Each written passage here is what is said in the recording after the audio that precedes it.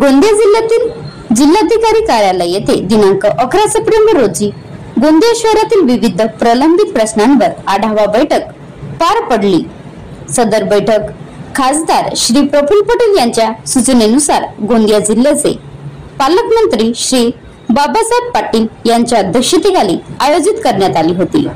बैठकीत मागील अनेक वर्षापासून रखडलेल्या ऑडिटोरियमची स्थिती, नगर परिषदेची नवीन प्रशासकीय इमारत, सुभाष गार्डनचे नूतनीकरण व प्रगती काम, शहरातील घनकचरा व्यवस्थापक व साफसफाई, भूमिगत गटर, अंडरग्राउंड कामातील निकृष्ट दर्जा तसेच डॅम्पिंग यार्ड सारख्या गोंदिया शहराशी संबंधित विविध प्रश्नांची सविस्तर माहिती पालकमंत्र्यांनी घेतली।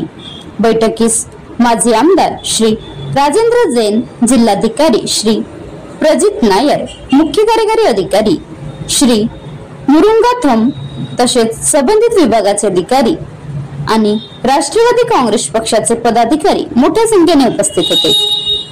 Maharashtra live news reporter Digambar Nandeshwar, taluka प्रतिनिधी अर्जुनी मोरगाव।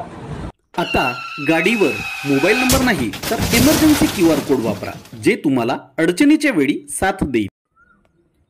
बनवा व्हिडिओ, पाठवा व्हिडिओ, आम्ही तुमच्या न्याय व हक्कासाठी लढा देऊ।